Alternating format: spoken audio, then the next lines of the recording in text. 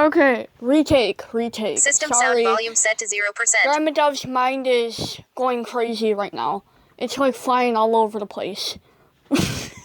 It's going one way, it's going another way. Where do I stay? Okay. Chapter 1. I think I need some soda before I start telling a story, guys.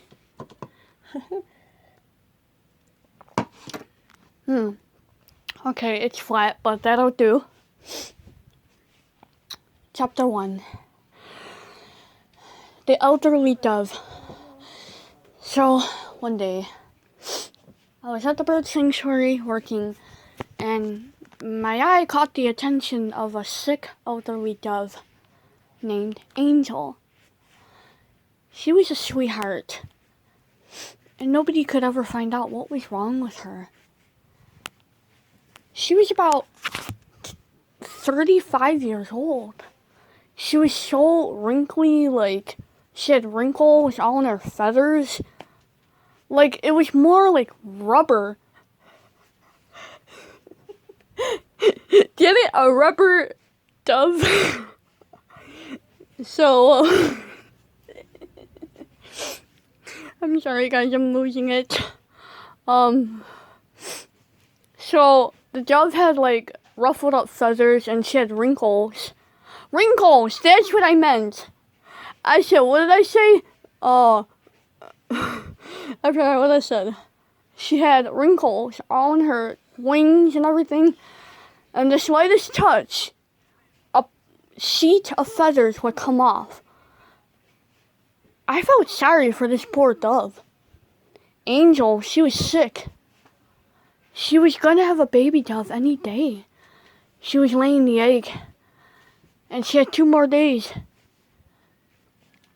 So 2 days came to reality. The baby dove was born at 2 o'clock in the morning. I got the call saying come up to the hospital. I went up there with my brother Anthony and I burst into tears.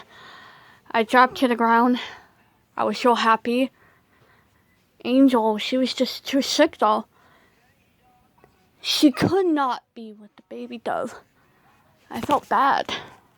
0 hour 2 minutes 37 seconds. No idea what to do. I had to figure out something. I had to figure out a way. And so it made common sense to think of what happened. So then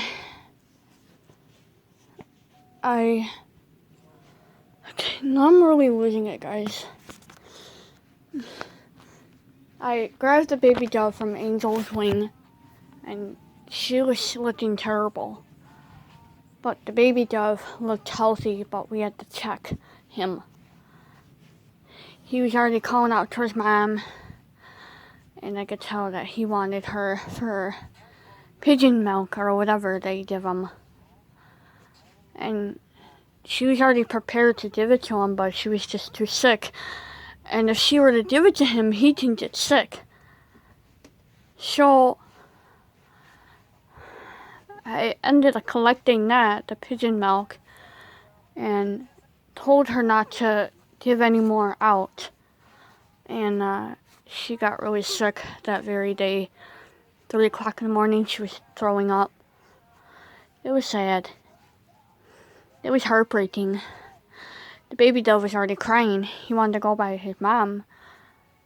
I knew she was gonna die any minute.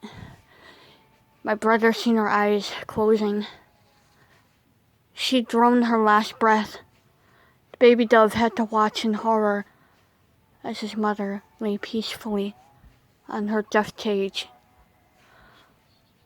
I could tell she was gasping for air. It was a sad moment. Very, very heart-wrenching. It was 9/11 when this poor dove had died on September 11 at 9:11 a.m. It was one of the most creepiest and sad days. It was heartbreaking. I knew how the baby dove was gonna feel about this. He had to see his mom pass. Angel, our sweet, elderly dove, passed away. She was too sick. She droned her last breath and cooed one last time. She gripped the baby dove's wing hard, as if to pull him in and to tell him her last words. He leaned toward her.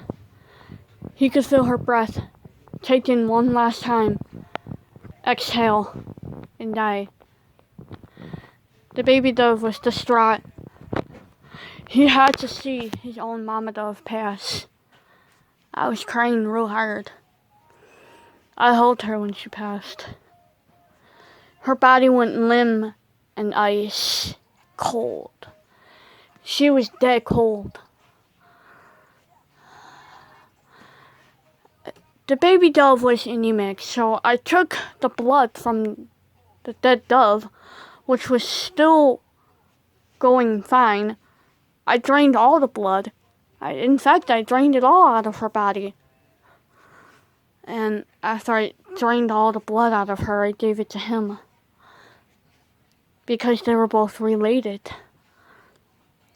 It was heartbreaking, giving the baby dove his mom's blood.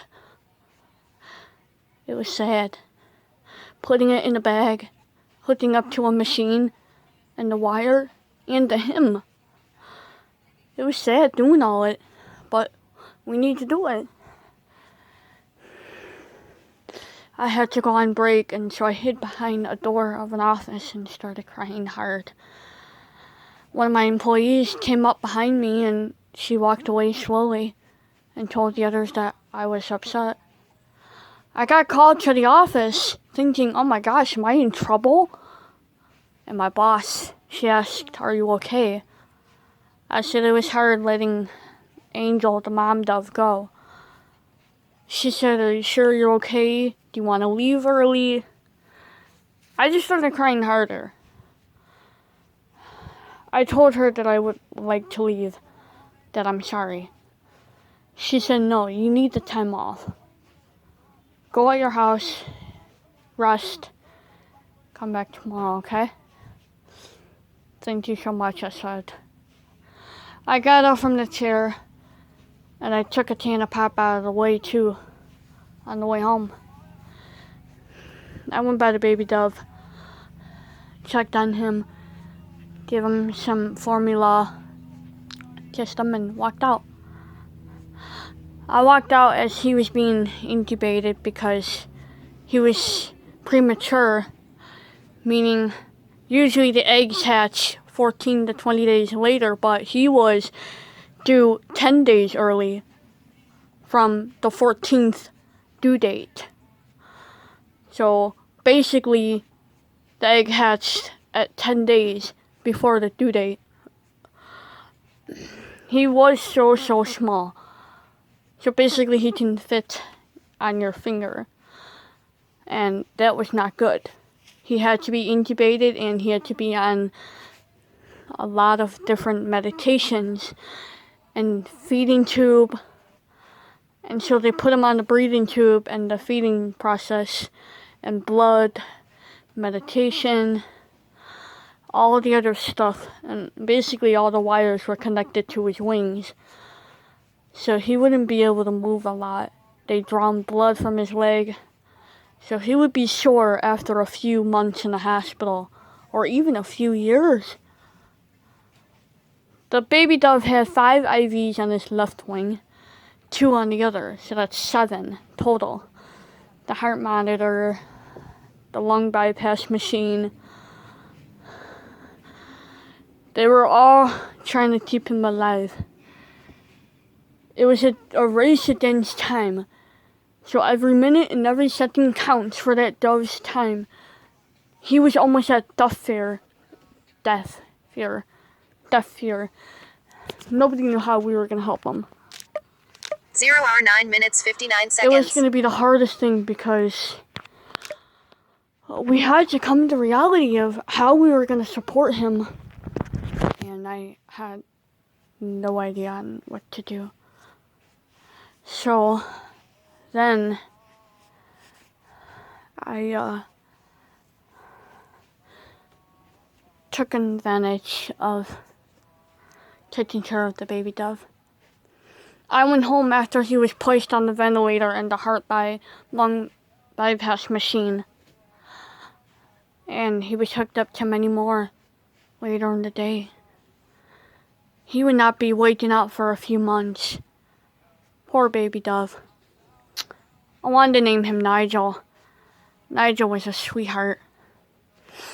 The next day I went up to see him, held his right wing that had less IVs, but now he had 3, so that's 8 different stuff hooked up on him. At least 9. It was heartbreaking. I remember I took a picture and I posted it on Facebook. And I wrote a long story stating how bad it was to be premature for a dove. He was going to go blind pretty soon. And he already lost 15% of his vision.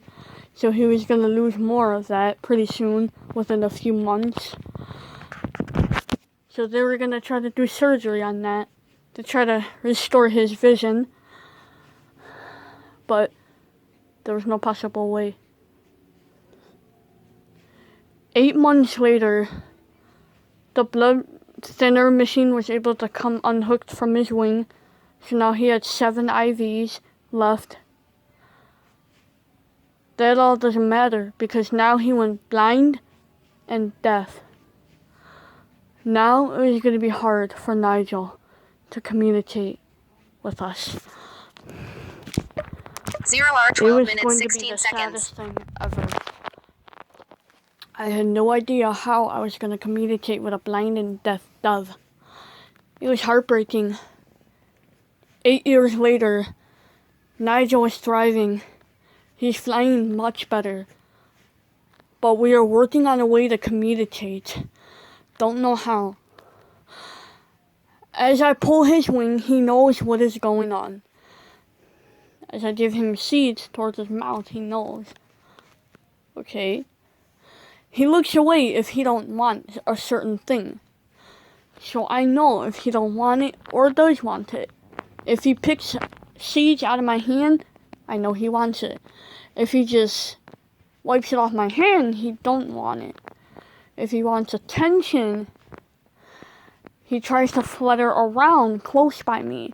Then I grab him. Nigel is a smart and strong dove. He is blind and deaf, but very, very smart.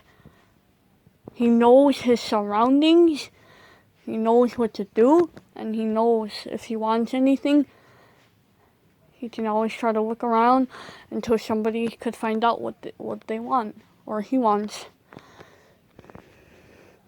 It was hard doing communication with the dove, but I got the hang of it. 0 hour 13 minutes 47 seconds. Stop button.